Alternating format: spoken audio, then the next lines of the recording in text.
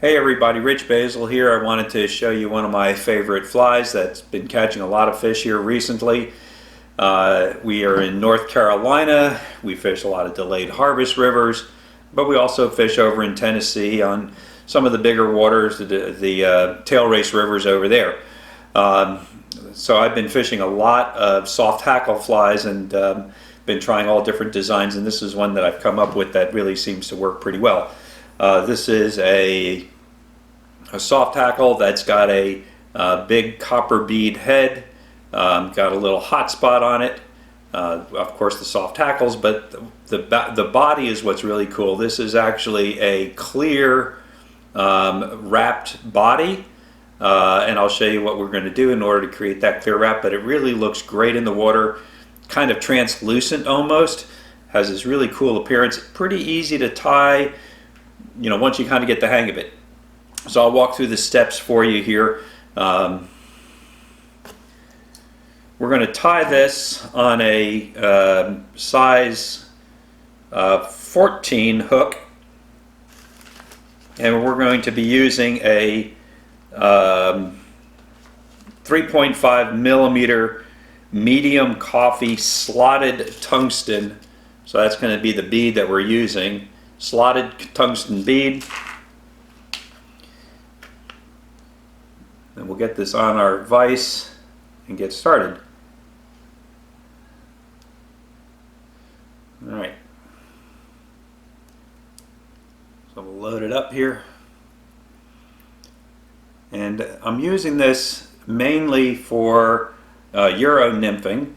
So I'm going to put some extra lead wire. That is a tungsten bead. It's pretty heavy, but we're going to take some lead wire, some 0.1 lead wire, and we're going to wrap this. But I like to start, normally I'm right-handed, so I wrap most things clockwise if you're looking at the fly from the front, but I'm going to start wrapping this counterclockwise. And the reason for that is once you start putting your thread on, the thread will actually help hold that better against the front of the fly. So we're going to put about 10 wraps on there. Try and break this off really closely with my fingertips. And then we're going to use this lead wrap to kind of sit inside that, push that lead down inside the bead itself. And I'm just using this to kind of point, so it kind of jams that bead up in there. Then in the line of the thread we're going to use, and you can use any kind of thread, but I like the colors because we're using a clear wrap on top. Anything translucent or fluorescent really kind of looks good. So fluorescent green, this is a fluorescent yellow UTC 70 that I use. And again, so I wrapped the lead wire kind of under to over, so I'm going to start this over to under, and we're going to build up a little bit of a dam right behind the lead wire, and then we'll just kind of wrap over the top of the red lead wire. And if you do it that way, the lead wire doesn't try and unravel as you're wrapping. We'll come back down along the body, trim off our waist, and I'm going to come down here partway down the bend of the hook and kind of just come back a little bit. Doesn't have to be real fancy here. Then we're going to take some Coq de Lion tail feathers. This is in a kind of a light brown. I like the little segmented tail feathers that this creates. And we'll grab a bunch off this. And we're going to use that to create our tail on this fly. I probably grab about 8 or 10 of these feathers for this tail. And we're going to set them right, and there's one that's a little long. See if I can match that up a little bit better. So we're going to set it right there along the back, and I like it about the length of the hook itself from the bend back to the tip. Now we'll do a loose wrap just to kind of get it started on there. positioned up on top, and then just tie back.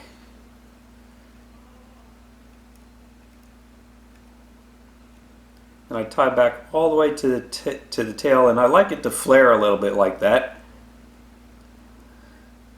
So that's about right. And then I'll come back and I'll get rid of this waste.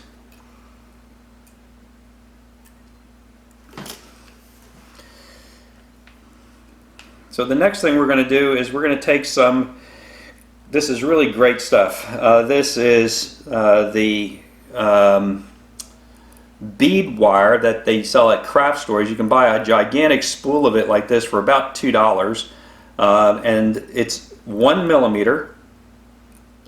And it's round, so it's not like the half round stuff that you buy, that you normally buy, like the vinyl ribbing that's kind of half round. You can get this in clear, but this stuff's really cheap, and you can make a ton of flies out of it. So we're going to cut off a piece, and we're going to tie this in. But first thing we need to do is we need to, right now it's cut off square.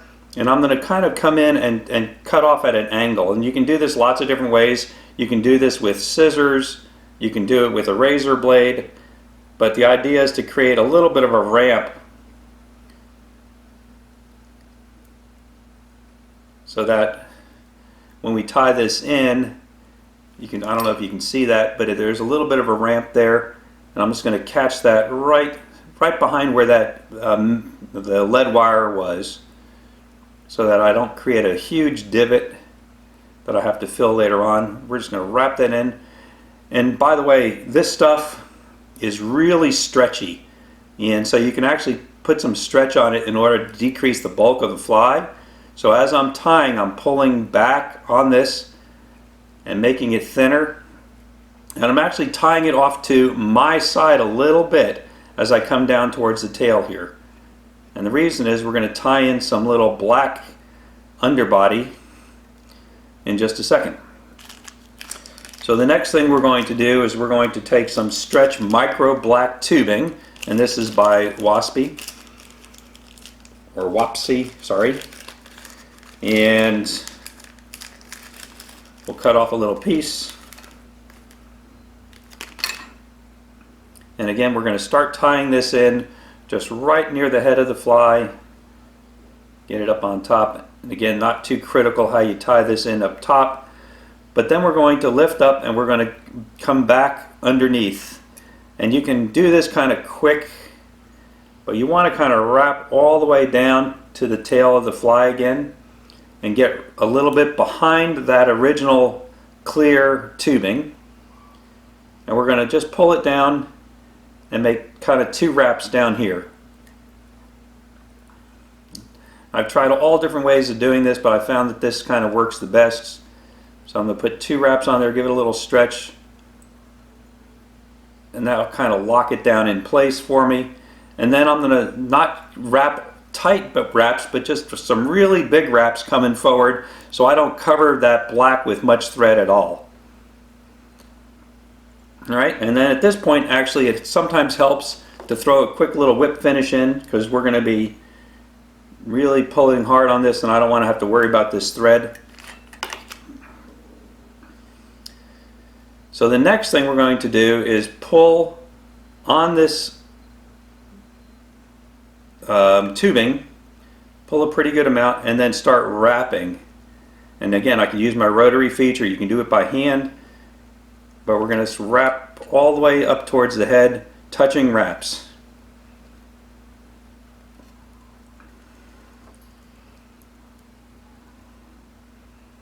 And I kind of stop just a little bit short of the head.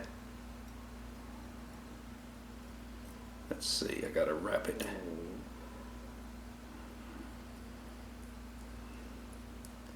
From the rotary feature there, I kind of unwrapped my line a little bit. So now we're going to tie this in real tight here real quick. Woo.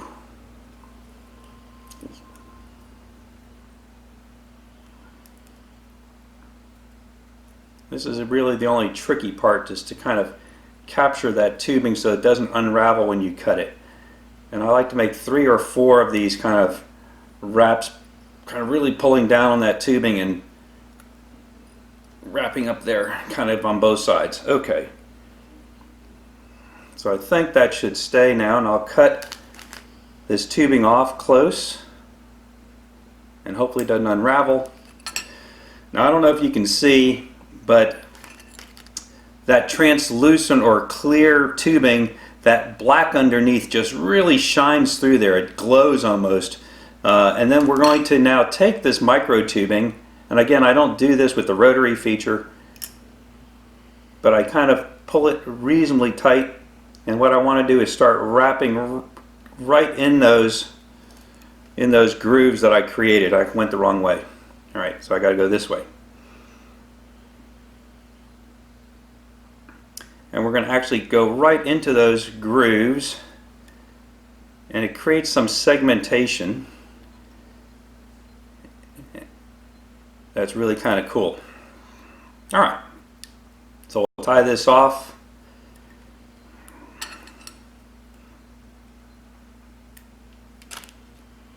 Make sure that doesn't unravel on me. Got to tighten up my spool a little bit here.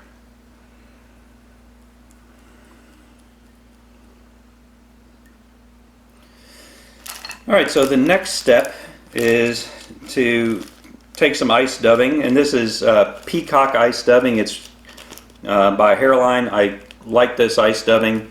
Use it for a lot of my flies. It creates a lot of nice flash. And we're just going to take a little bit of this. As everybody always says, a little bit goes a long way. And we're going to dub this on and create a little bit of a body. Alright. So we're just going to come right behind this bead. I'm trying to give it just a little bit of room because we're going to be putting that soft hackle on up front. And don't worry about these long little fibers here. We're going to trim those off in just a second. So at this point I'm actually going to whip finish this down, and then we'll trim off those little hairs, those flyers. And I put about 3 whip finishes in there, something like that. Pull it tight because I want to sink that thread down behind that bead as much as possible. Then we're going to get rid of a lot of these little flyers that are on here because that ice dubbing is really long. You can leave a few long ones. I actually kind of like the sparkle that it creates. So the next thing, I'm going to take a feather and you can use any of your partridge feathers for this. This actually happens to be feathers from a pheasant, male pheasant that we shot the other day, and going to be using just the feathers right off the neck. And we'll create a little soft hackle from this. So I'm going to strip away the bottom part, and that's kind of be where we're going to start with, and then we'll create a little nubbing that we can tie in. And what I do is I just pull back on the feathers holding the very tip so that I have a little tip that I can tie in. So that's going to be kind of where we're going to be. And we'll be tying this in. I love the segmentation on that feather, but I want to create a little hot spot here when we're done. So I'm actually now going to switch to a pink thread, and this is a fluorescent pink UTC Ultra 70. And again, we're going to be right behind this head, and we're just going to use this pink thread then to tie in our soft hackle. And you want to kind of, again, cinch it in tight so that it doesn't unravel on you, and also so that the soft hackle has a little place to be seated down behind. Alright, then the real tricky part is to tie in this feather.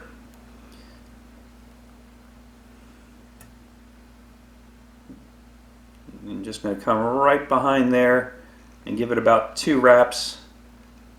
Snug it really tight. And you can then cut off these little flyer ends. I always leave a little bit just because I'm afraid that it's going to fly off when I start wrapping. So make sure it's kind of tight.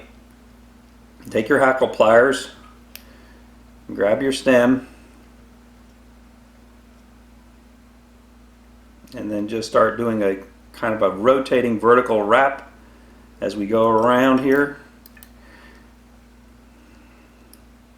and just kind of brush those little feathers back as you go. And you want to do at least one full rotation around.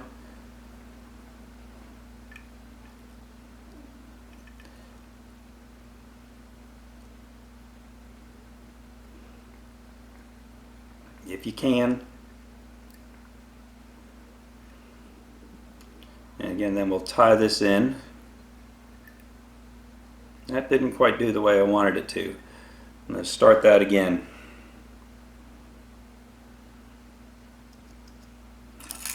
Get me another partridge feather, or in this case peacock feather. Maybe get one that's a little bit longer. That was a little stubby. Alright, let's try that again.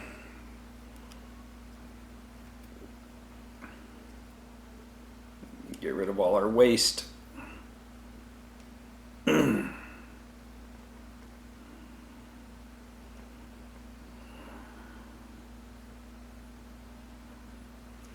So you can see, even though I do quite a few of these, every now and then you just kind of get one that just doesn't behave, and you got to do it again.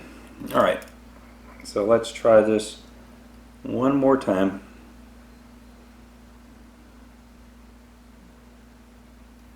Tie in our little stem. Give it about 2 or 3 good wraps. Clip off our little waist.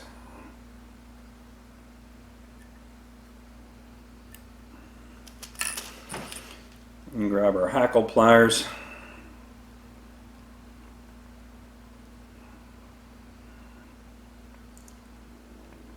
And then you can, some people kind of squeeze the feather and fold it back so that it lays better as you wrap.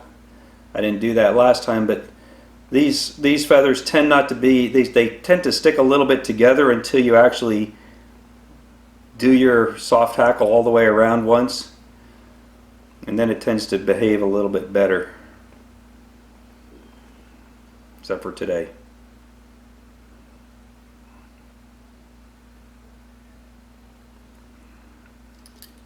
There we go. And just kind of brush it back as you go.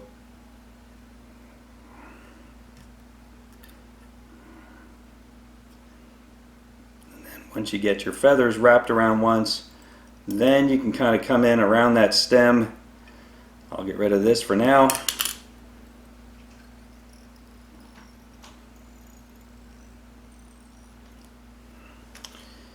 Trim this off.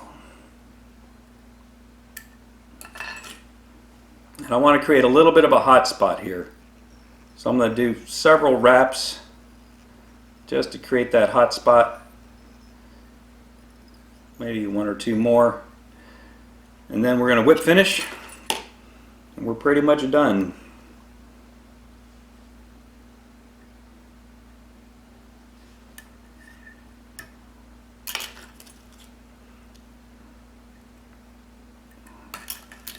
So then you can kind of come in with your fingers and spread those little fibers around a little bit.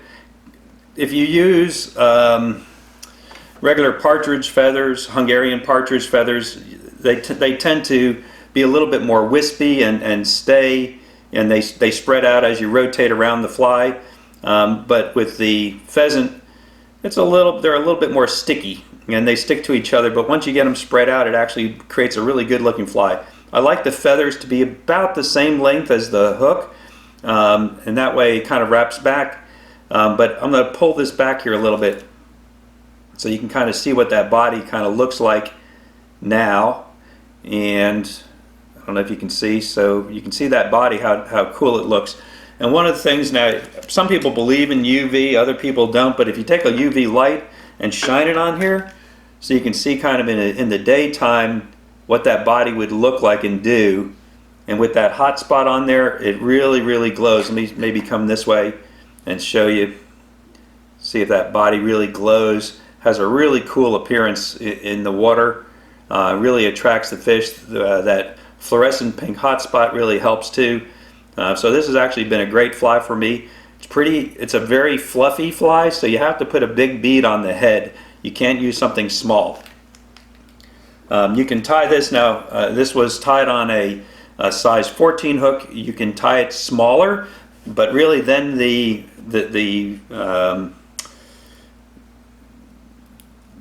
clear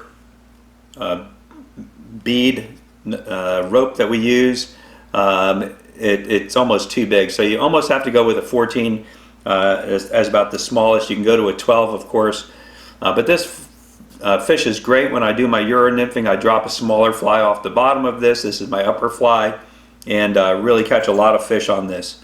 So hope you guys enjoy that and give it a try and see. But that clear tubing is really kind of cool to use. Incorporate it into your fishing and fly tying. Thanks.